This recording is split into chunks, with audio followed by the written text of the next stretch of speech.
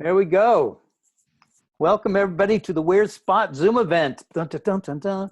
What is really happening out there? And that is the question of the day. What's happening out there mostly I'm talking about the commercial production space. Some of the people that we've invited to help with this also do long form, but I think that is a whole other conversation. I think most of everybody here is interested in what's going on in the commercial space. We have people who are based in Los Angeles and we have people based in New York. So it'll be a good bi-coastal way of taking a look at what's going on out there. What is going on out there? Well, first, let me introduce my partner in this. That's Perry, but somehow I can't get to the next slide. So. Hi, all. I'll just jump in. You can just do, yeah, go ahead. Perry, introduce yourself. Oh, I'm going to introduce myself first, actually. I'm Michael Porte. Perry and I are WheresSpot, as well as we have day jobs in the production business. And we thought it would be a great thing to do is to bring all these people together. We've been working on WheresSpot for 20 years doing this together. Perry called me one day and said he wanted to do something bizarre. And this is what we've been doing for 20 years between midnight and 2 a.m., if you wonder what we're up to. My production entity is called The Field, which is a video and audio production space. We do television commercials, we do audio commercials, we do it all. Perry. Yes. Introduce yourself. Just quickly, Perry Schaffer, trained professional rep, is my day job. The good news for me personally in regards to this esteemed panel is I represent one of these awesome companies, Schrom. Bad news is I don't represent the other two great companies. Sure, their reps are making a lot of money. So Karol, I know since day one, Karol Sturges, managing partner of Schrom. It's scary to think about when we first met, Karol. It took a long time to land them as a client, but thrilled to have them. Jason, I call my wife, many of you know my wife, badass, hardcore, trained broadcast, HC broadcast producer. Worked with Jason not that long ago on a big job and fell in love with him. I don't know what you did to her, but congrats on surviving that shoot. You know, we have, and Karol has also earned, I survived shooting with Lisa Kalb, Schaffer feature. I have. Good for you on that. And Karol with the K, Zeno, we've not met before. Great to meet you.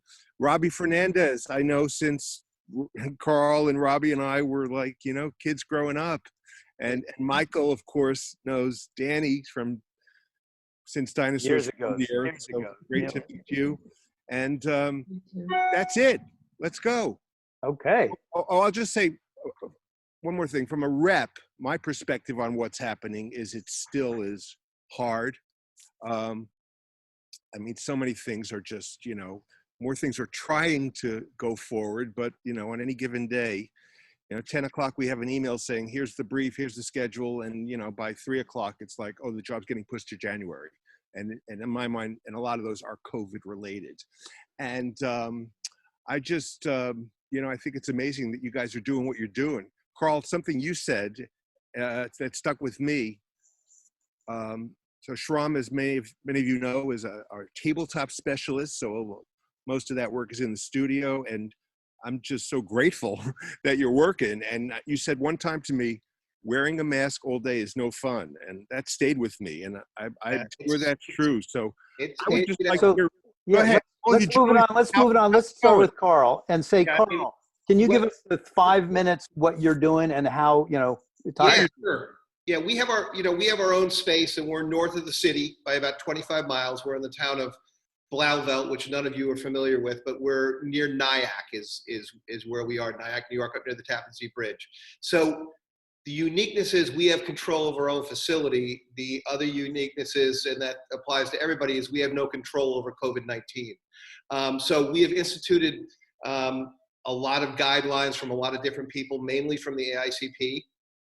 But we have been shooting now for about 10 weeks here in New York, and we have been extremely lucky and extremely busy. So we're happy to be in that position, as I know that many other people are not in that position.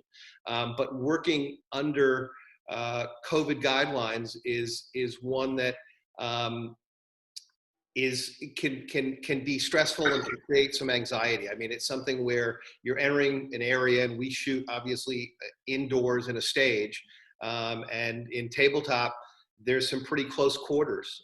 Everybody has to be, pretty close to the set, pretty much, kind of on top of each other at moments. So we're being very, very careful and following the guidelines as closely as possible. A typical day at Schrom is you come in the front door, there's a kiosk right there where you walk up to it. It has facial recognition software. If you haven't been in the facility before, we enter you into our computer system, and it immediately takes your temperature. And from that point on, it records that. And then there's a medical form that you fill out to let us know whether you've been around anybody with COVID, whether you've been out of the state, where you've been out of the state, if you have been out of the state, and all that is filled out. And all of that is taken care of by somebody who we hire as a COVID coordinator. And one of the things that your client base needs to learn is all these things that you're doing to keep people safe add cost to everything that we do.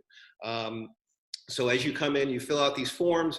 As long as your temperature is okay, you're admitted into the main area of the building. We have it so that everybody's used to having big breakfast buffets and all that kind of stuff when you had clients there and everything else, and even crews would partake in all that. No more of that. We have a sectioned off area where you go and there's a window, and the people that are making the food are 25 feet away from that window, and you're telling them what you want. And we're having to bring in extra PAs and extra people to deal with all this stuff, but then you get a single individual meal, and you have your own bag of utensils that you take with you. Every table that we have, people are spaced 10 feet apart. A mask is required at all times unless you're eating. Everything that you are used to with craft service is gone. It is something where everything that is a snack is individually wrapped, and you have to go get it. We remind people on an hourly basis to go wash their hands. We have a PA and a COVID coordinator who walks around and has hand sanitizer in between the times that people are told to go wash their hands. And then what we basically set up with the clients is a video stream that they can see what the camera is shooting. There's about a 15-second delay in that, which can sometimes become very frustrating for the director, who's like saying, what do they think? And you're like, they haven't seen it yet. So we're working out some of those kinks, but then you have a Zoom call going, and you get to meet everybody's kids and their dogs and get to see their houses and everything else. And you go through a 12-hour day with an N95 mask on, and by the end of the day, you're just sitting there going like, I really think I need a glass of wine right now just to kind of come down from this day. It's crazy. The crew has been wonderful. We're working obviously full union crews. And one of the things as a producer, and it's interesting, we're in the middle of a client, we have a lot of returning clients, and we have a client who is in North Carolina, and they're like, hey, we need to shoot in September. Can we shoot? And we're like, yeah, you're going to come to New York, you're going to quarantine for 14 days, then you can come to the studio.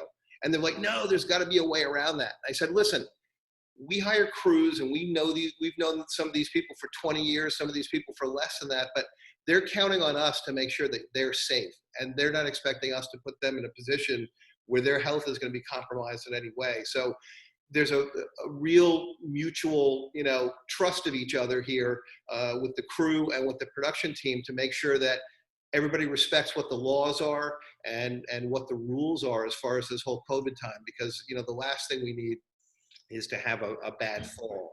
So that's kind of, a brief summary of the way we're doing things. Obviously, people here would have more specific questions, but safety first. I'm just going to ask one really quick question for you. Yeah. And that sounds like most of your clients are not coming into the studio, correct?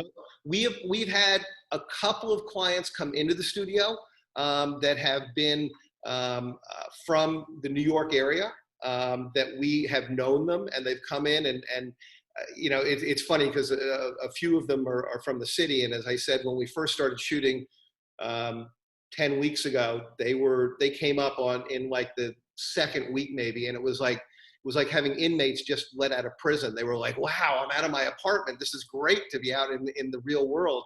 And we were like, you just stay in that room right there. You know, that maybe it's a little bigger than your apartment, but you're not coming out here with everybody else. So Okay. we've been very careful about that, but only probably 2 client visits in about 10 weeks. Everybody else has been remote. Great. So we'll have some more questions coming up, but let's move on to Karol. Karol, can you do your 5-minute update of where you are and what you've been up to? Sure. Hi, everyone. We started, we were bidding a lot in April. We started shooting, I would say May was the beginning of our shoots. We've been shooting in Detroit, Atlanta, Des Moines, New York, and we have some stuff that's holding for LA. But the same as Karol said, a lot on all of the jobs, the client and agency have been remote. No one's been there. And again, it's the safety is first and foremost. You know, for a living, we figure things out. That's our job in production. So we all want to be working. We're all, you know, anxious to get everybody back. But first and foremost, we want to make sure everybody's safe. So we've been following the AICP guidelines.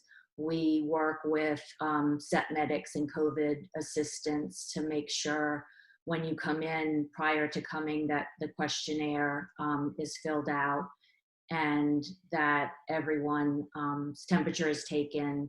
And then we have assistants that deal with, we change out the masks a few times during the day just because, you know, as Karol said, it's hard to have a mask on all day. So we change those out, the hand sanitizing stations. We work with vendors to make sure that equipment is sanitized prior to coming to set. Props and things have been in our possession and sanitized. So, you know, it's a whole added thing that we're all dealing with. But as Karol said, unions, we deal with, you know, union crews. Everybody has been amazing and on board with trying to make all this work and shoot as much as we can. So Karol, may I jump in with 2 quick questions? Any remote directing situations for you besides just like a Skype thing, like something more bigger than that, but actual remote directing? We did in the beginning. We had 2 shoots, one in London, and they were both in Europe that were all around, and the directors had to come back. So we handled those shoots remotely. But everything else, the director has been there at this point. And my other question, just generally, are you finding that, you know, it would seem that time would be added, like significant time? Do you find you need to build that in, and like a 2-day job is a 3-day job now, et cetera? Definitely. Yeah. I think in our, you know, every director obviously works different, and we have some that really can only do a spot a day. We have others that can do, you know, 5 spots a day. But yes, because it does take more time, doing multiple spots in a day is hard. And we're still seeing scripts that have a lot of vignettes in them. I know, you know, on one of the AICP calls, people were saying that the creative needs to really be rewritten for this time because we can't be going to multiple locations and making sure things are set up. You know, if you have prep time on a house, you have the day or 2 before you can do things. But so it has limited, but the agencies in our experience so far have been really willing with, you know, this is the script that was sold to the client back in, you know, February. We know we need to change things, so let's collaborate and brainstorm on how we can do that. So it has been really good, but it does take longer, and budgets, you know, it's always the struggle of just trying to educate and get people to understand that budgets are, you know, it's hard to do a $20,000 job now when you need all these added things. Now, when you do, when you're coming to a set, let's say, let's call it a house, a location set, how are you taking care of temperature checks and getting your crew checked in and making sure that, you know, they weren't out, you know, catching a virus the night before? I mean, what is your process for your crew members? Obviously, I'm not talking about your clients, but your crew members. Right. That's an interesting question that I know everybody's been dealing with. And again, you know, a lot of conversation on the AICP calls that we do a couple times a week, because we do on set, we have set medics that take temperatures. And there is a questionnaire about what your exposure has been.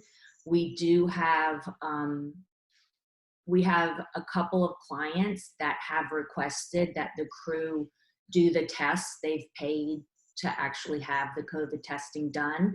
But then, you know, as you guys know, and would love to chat about it more, there's always the question, if you're tested on a Monday and you come to set on a Wednesday, what have you done between, you know, Monday and Tuesday? We're doing something over Labor Day weekend. There's the break of Labor Day. You know, there's always that question. Because it can take 14 days to show up, right? So it's an ongoing concern of everyone, I know. Yeah. But we do the temperature checks. We have the set medic, or, you know, we monitor people. And I think a lot of it is relying on people to be honest. I know everybody wants to work, but I think it's relying on people to be honest about how they feel, where they've been, who they've been in contact with. Great.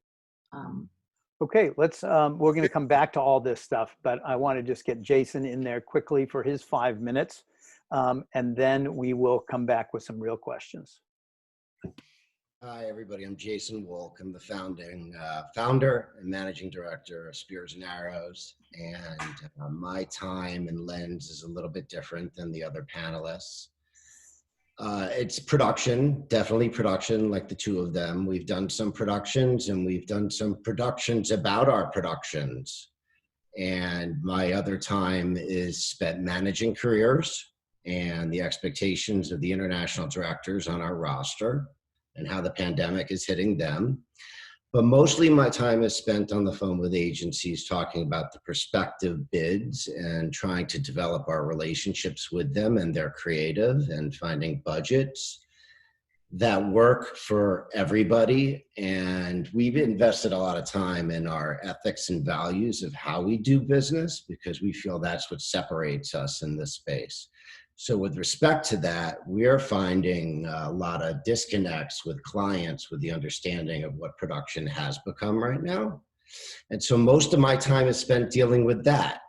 I'm able to talk about production. Health and safety is definitely our priority, and we're committed to that all day, every day. But we spend a lot of time communicating what that means and how it affects productions, in particular creative, every day.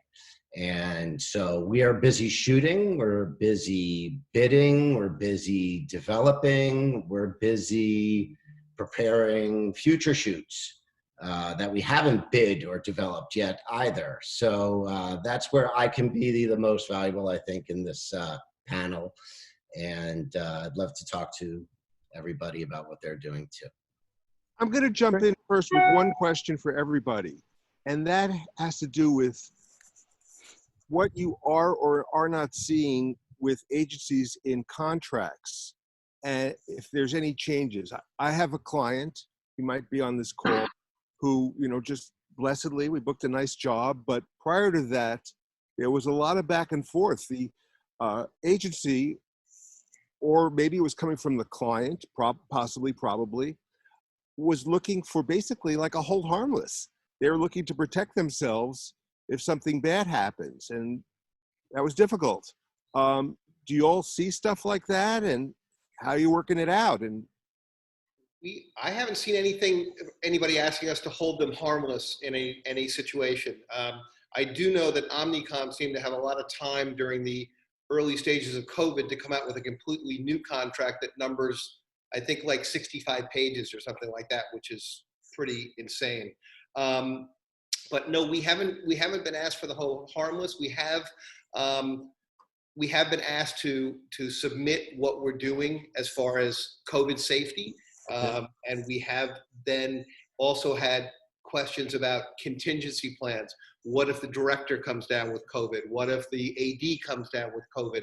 all of these things. And I'm kind of like, well, you know, what if the baby dies? You know, it's one of these things where, you know, how do you predict these things, you know, and having a contingency on top of contingency, I don't know whether that's the best way to move forward, and everybody kind of usually backs away a little bit at that point. But well, I don't know if you guys saw there was an article that came out, I think day before yesterday. I sent it to Perry, and we talked about it a little bit, but there was a production in Los Angeles where now this is a television production, so a little bit different because they're long-term, but 10 of the members of their crew tested positive. They were doing all these tests, and they said, okay, great, we'll take those people, and we put them out and are supervised. They did a supervised quarantine, I believe. And then like 3 days later, they tested them again just to see how and they all came back negative. So was it a bad batch of tests? Were they really positive? Were they really negative? You know, it's a little bit, you know, I don't think anybody has the answer to these questions, but the contingency is what the agencies are looking for. So this is the question that I'm sure you're having with them. So Karol's having that conversation. How about you, Karol? You've been shooting out there. What happens if somebody on the set gets sick? And another second part of that question, have you had anybody on any of your shows get sick? Luckily, we haven't had anyone get sick, but we have, there's a lot of in bidding. There's a lot of what people are calling pivot plans, pivot budgets. For one job, we literally bid it in 18 different countries for, you know, what if that was for the director to direct it remote. But here there's a lot of plans, you know, a week, 2 weeks before, what would, you know, cancellation have to be 3 weeks. You know, people are concerned about LA if things shut down, where we would go. But I think that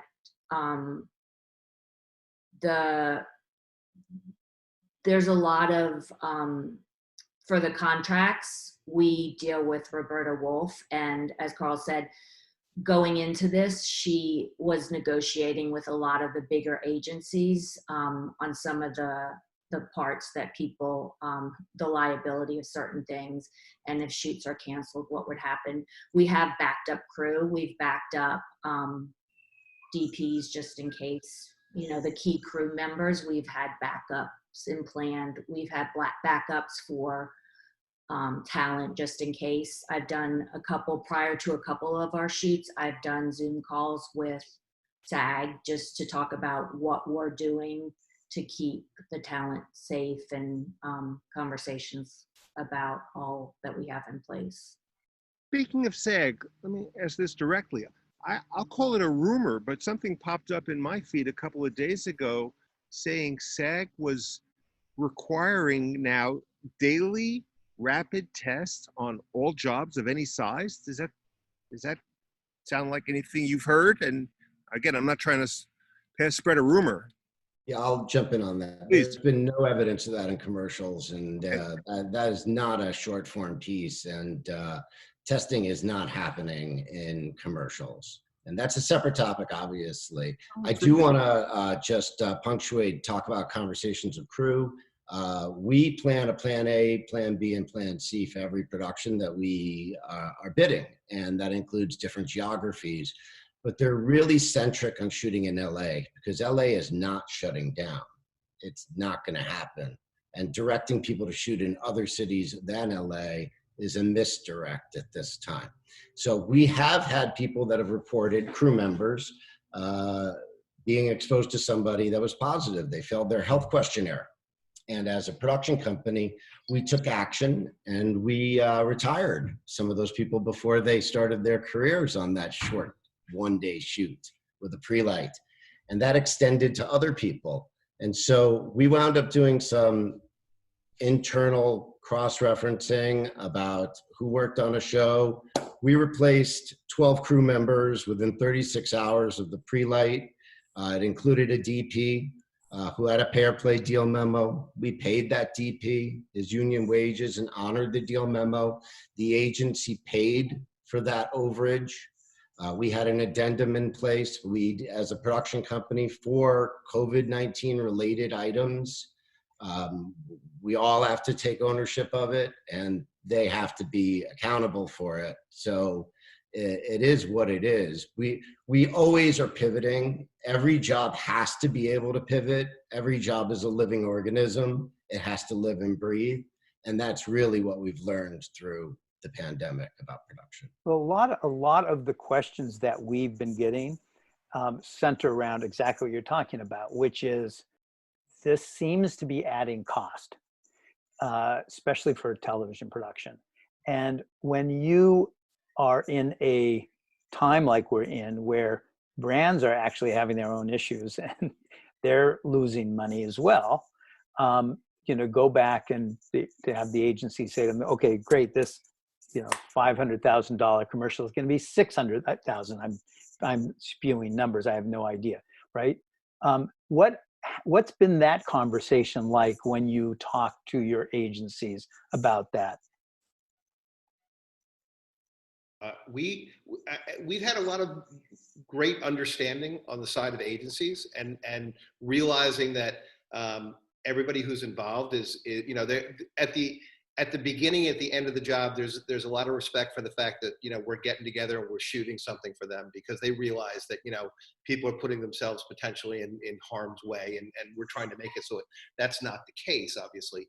But at the same time, they've been very appreciative of the efforts, and they know that, they're sitting there, they're in their apartments, they're not wearing a mask, and there you are on a Zoom call with them, and everybody's kind of like choking through their mask trying to convey information, and they realize that it's been a tough day for everybody who's on the stage. So that they generally, at least in our experience, they've been very appreciative, and they have not, really thought about what, really harped on any of the costs that we plug in for COVID. And what are those costs? Those people are saying, are they 5% more, 10% more?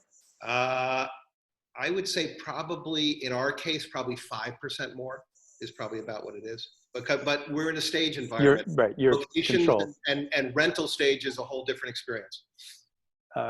Karol and Jason?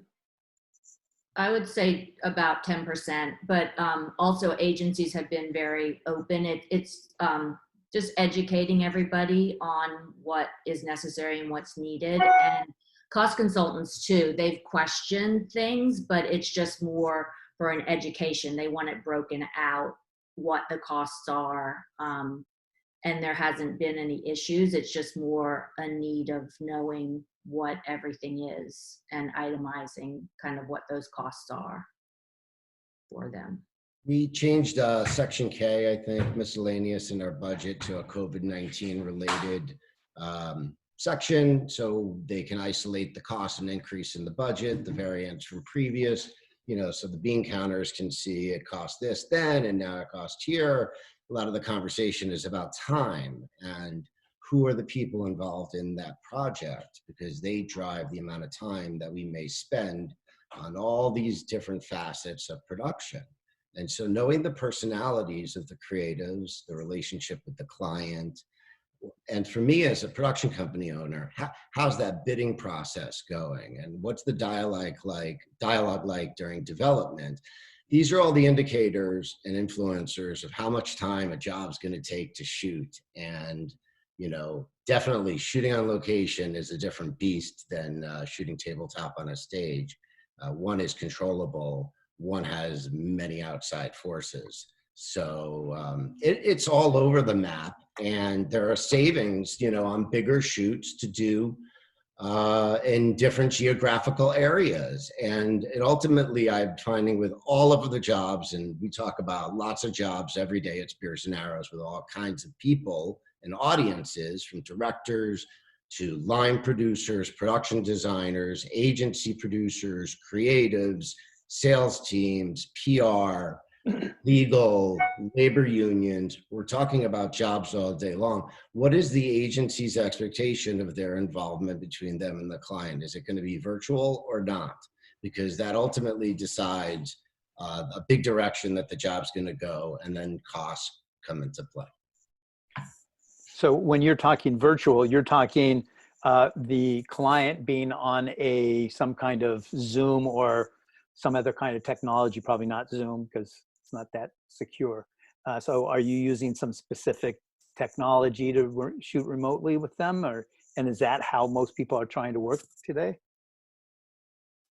We've developed something, but we don't own it. We don't trademark, coding, but we're doing a really cool interface. We made a really cool BTS film for McDonald's showcasing it, where we have a platform. It's essentially a lot what everybody else is doing. The technology is not that unique. Everybody is saying they have something, the magic antidotes. It's really about using the resources like Karol was talking about and reducing the latency between real time and the input from your client.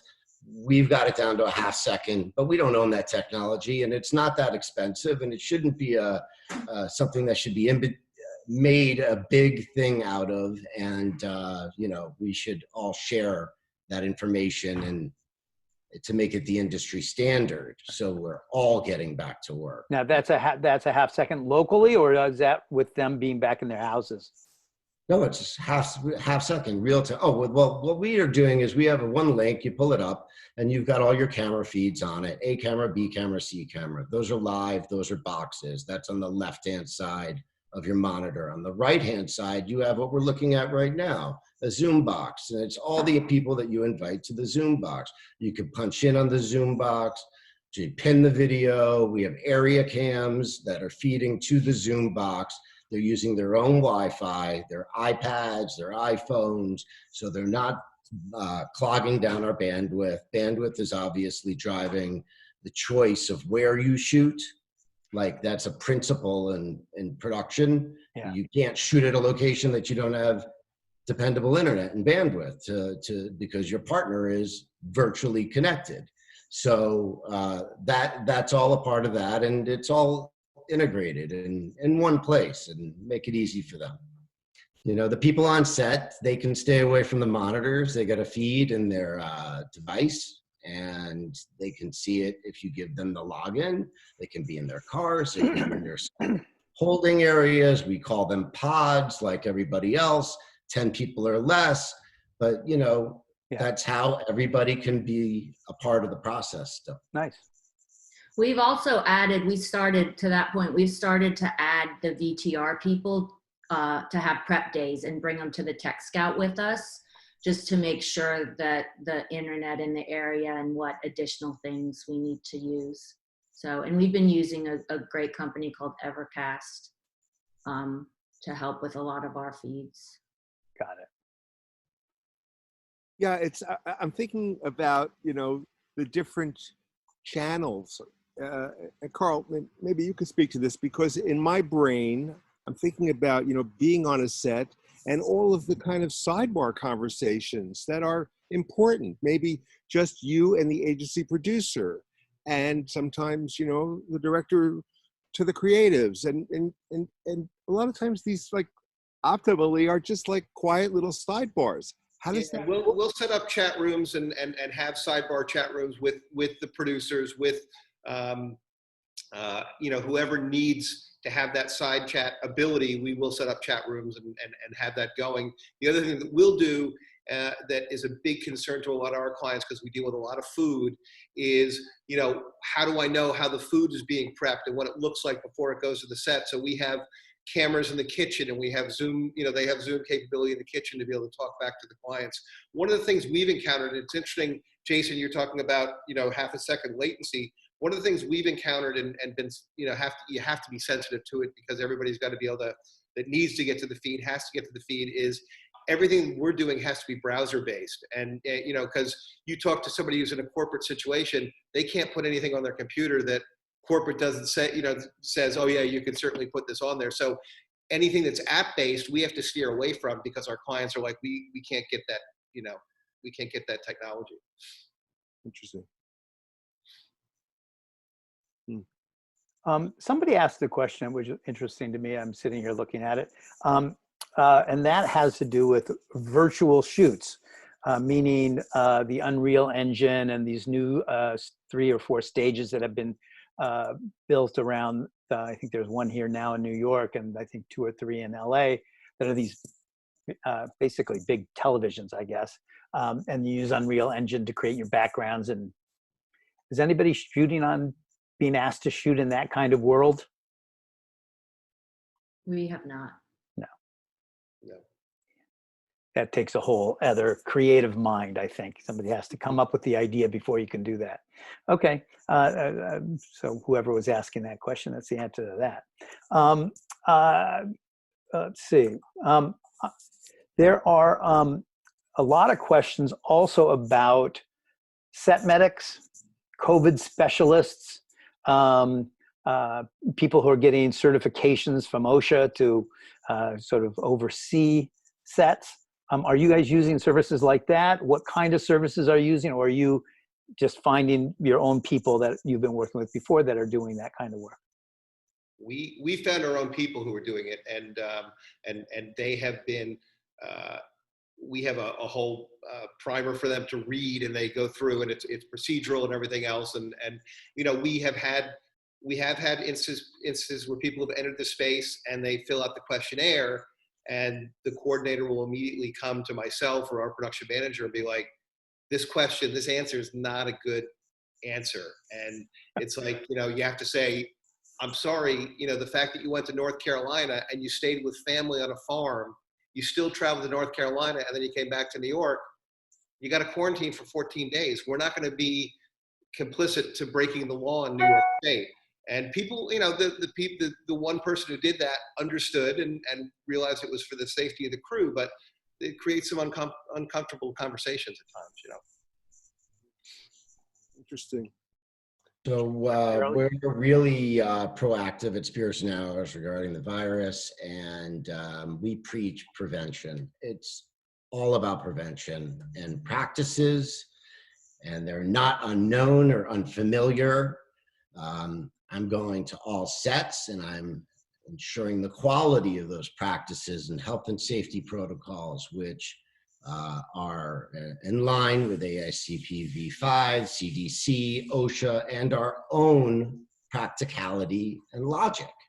And the COVID compliance officer needs to be a PM level type of personality, and that accompanied with a set medic is what you need.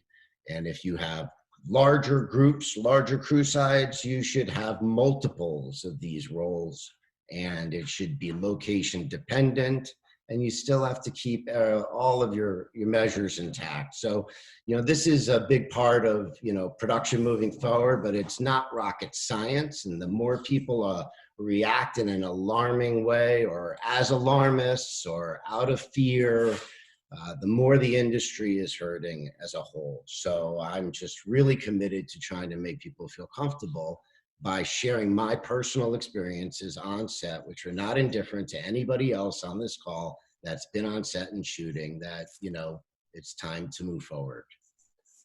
Let me jump in with we'll call it an anecdote. I actually got involved in this somewhat just by passing on something that was unconfirmed, and I was,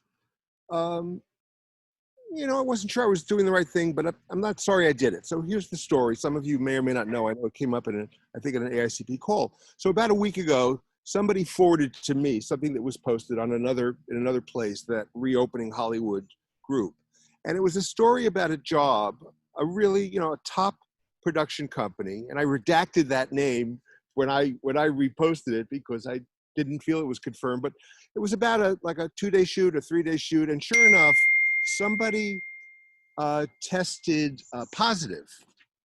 Somebody from the crew tested positive like mid-shoot. So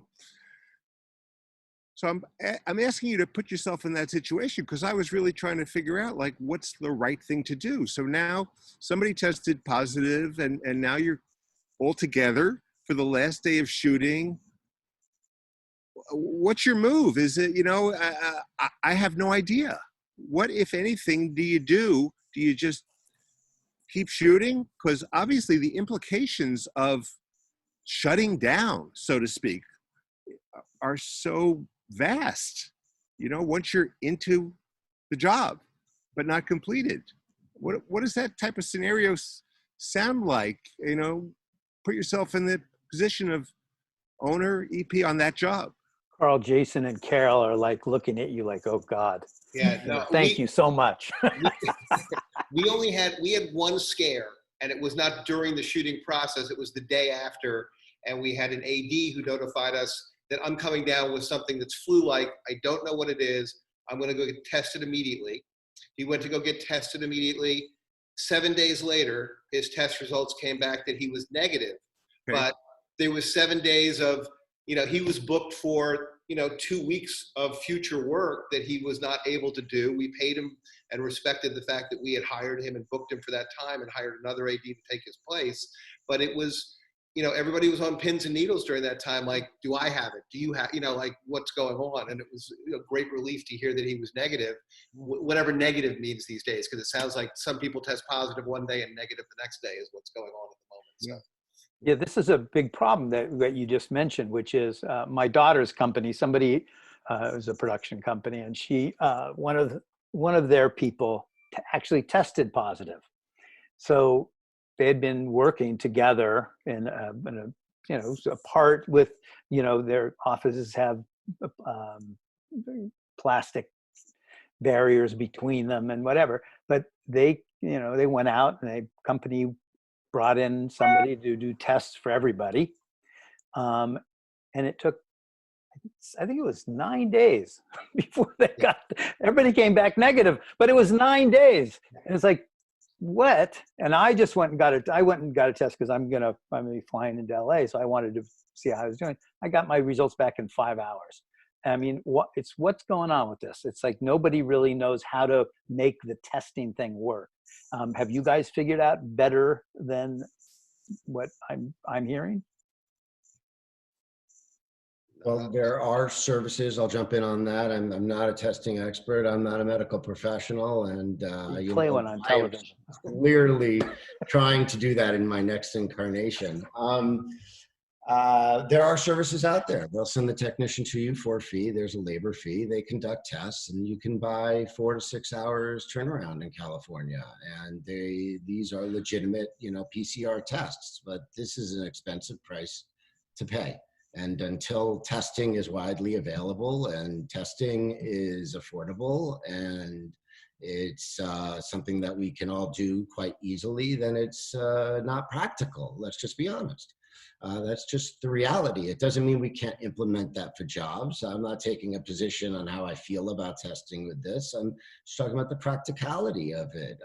As far as, how we handle those difficult situations when someone tests positive, the truth is that if you're operating properly, then you're taking a monitoring of daily of all of your crew. And if somebody fails their health questionnaire, you take action and you keep shooting. And that's why we have the health and safety protocols in place so we know how to handle it. So, once again, we shouldn't get nervous if somebody tests positive. You just continue to uphold the same prevention methods that you've enacted prior to learning that.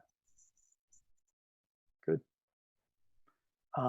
Has anybody hired any of those testing? Has anybody been requested to hire a testing group or bring testing in? We have one of our clients for a shoot that's going to be happening in September requested that we test the whole crew. The agency and client will be remote, but anyone that will be there has to be tested, and they're providing the testing. They're providing it? No, I'm sorry, not providing, they're paying for all the testing. Great. And have you found somebody to do a rapid test as well? Same thing? I don't know yet who they. Got it. Yeah.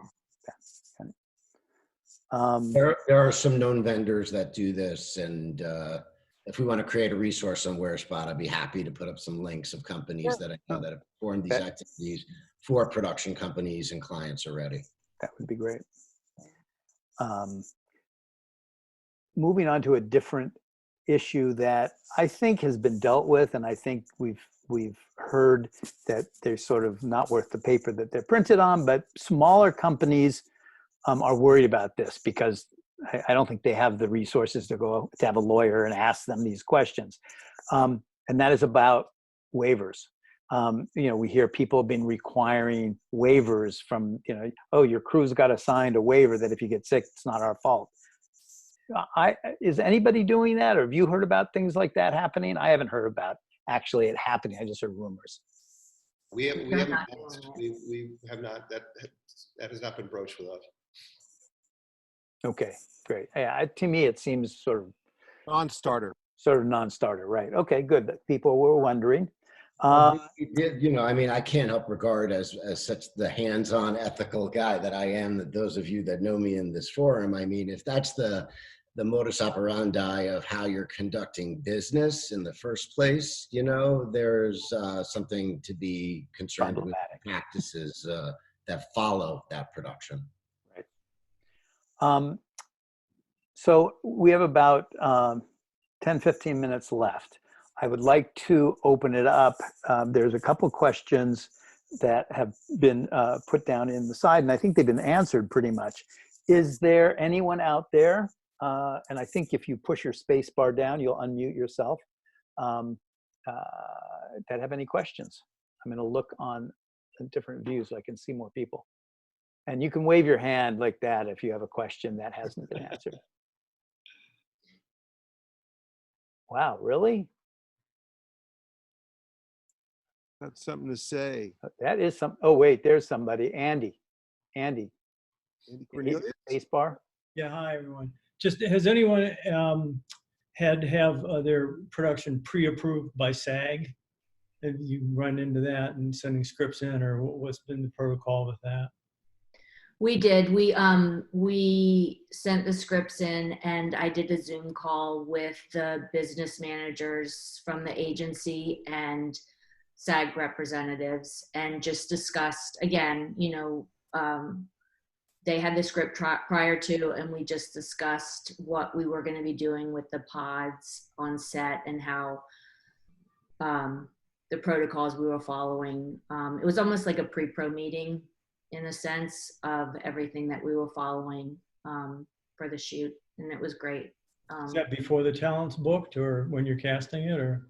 When the talent was booked. Okay. And is there any difference between the attitude in LA or New York on SAG's part that you find? Not that I've experienced, no. They're very collaborative in our experience, just in, trying to get everyone back to work as well. Just making sure everyone's safe. Yeah, thanks. Anyone else? Sherry,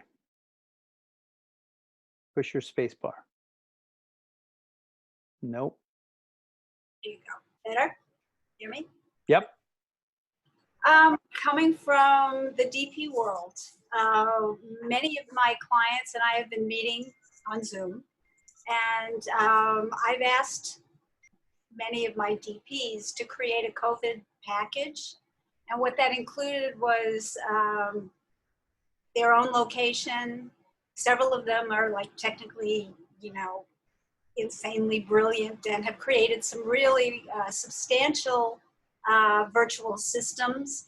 And I'm just wondering how important that is to the production community in terms of looking at people who can provide, locations, their own locations. It's all very intimate. Some family to shoot, as talent. I just wondered how valuable that is at this point. Jason. Okay. It was more valuable at the beginning of quarantine than it is now. That method of production and means of thinking, I think, has since waned. I think expectation for the kind of storyteller an agency is looking to hire has rooted itself again. That was really like the Wild Wild West at the beginning. We were asked to bid budgets for $25,000 a day, and we gladly withheld from accepting that offer in a competitive bid situation. As somebody that manages directors, though, I value all that work those DPs and production designers are doing to show their family and their locations and provide solutions. And I think it's great on a particular job. I look at all that research, I review it, I log it, I have lists, and I take note of it. And sometimes it's that specific location and family and DP at the right moment at the right time where you put these elements together and create successful jobs together, Sherry. So I think it's great what you've done with your clients. Okay. I agree. It was a brilliant tool. In the beginning, it helped us. It helps save a lot of research time for us because we were trying to just contact agents and find out where DPs were located. So thank you for starting something like that. It was very helpful. I'm happy we're moving on. Yeah, we got some nutty calls about, you know, a DP who lives with an influencer, and you know, it's like, and a woman, and you know, diverse, and living with a DP. It's like, oh my God. And what does their kitchen look like? Right. How Great. long is the kitchen? Okay. Thank you. Yeah. Anybody else out there? Anybody else? I don't see any waving hands. So I'm going to ask a couple more questions. What do you see the time frame before you start seeing agencies back on set?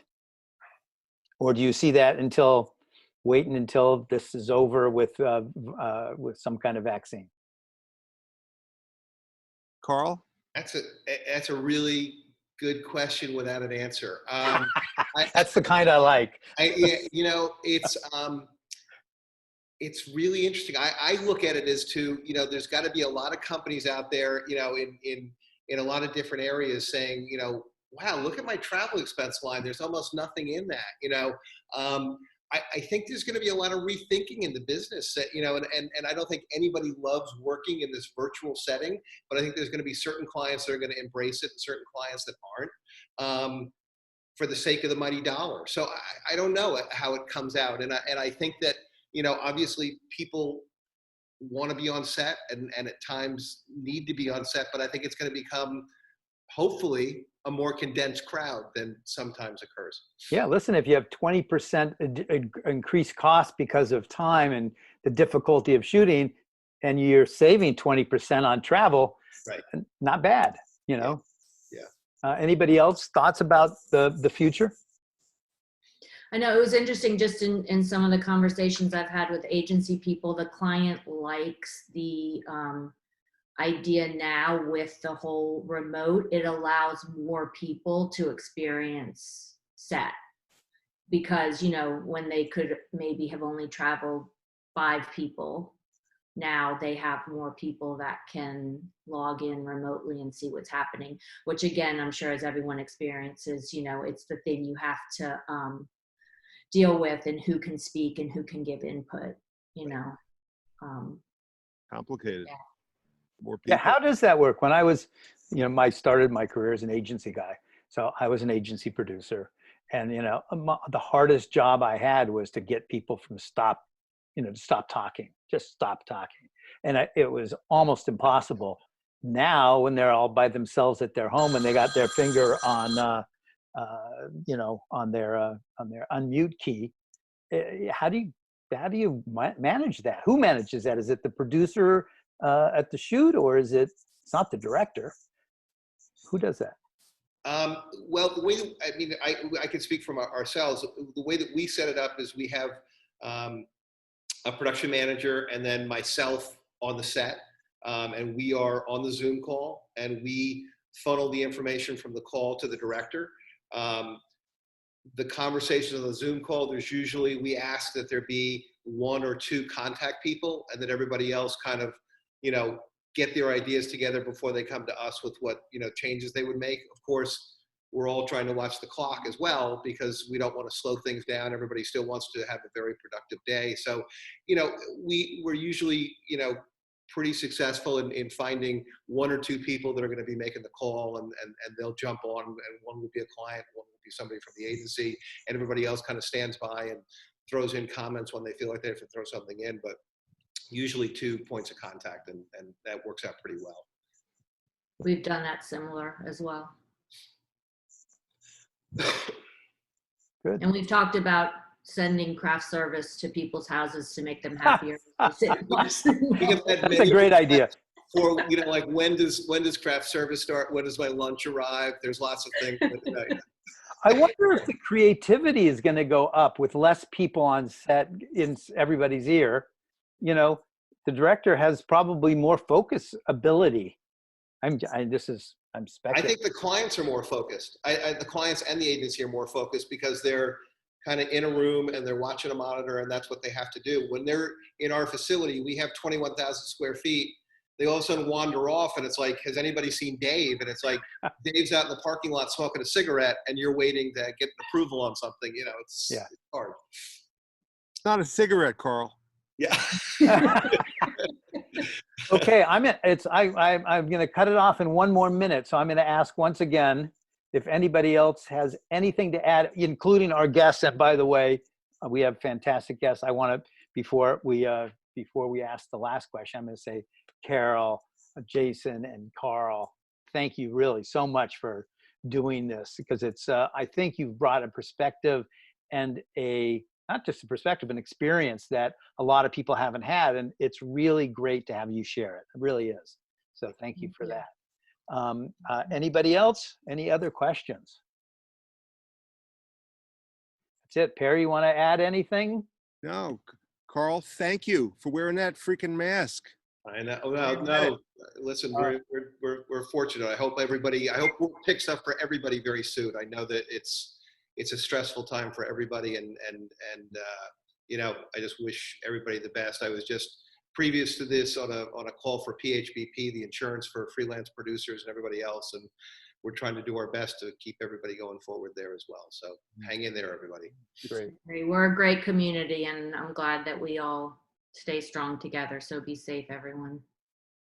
And I'd like to say a little bit more, a little bit more straightforward in that keep your partners honest. I think now's a time where we can really retain our own self-respect. And I think that it's very challenging in advertising because you're in a service-oriented business.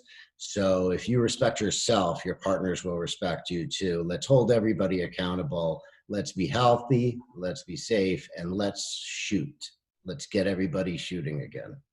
Yeah, you leave me with a lot of optimism, and yeah, I'm excited. It feels good.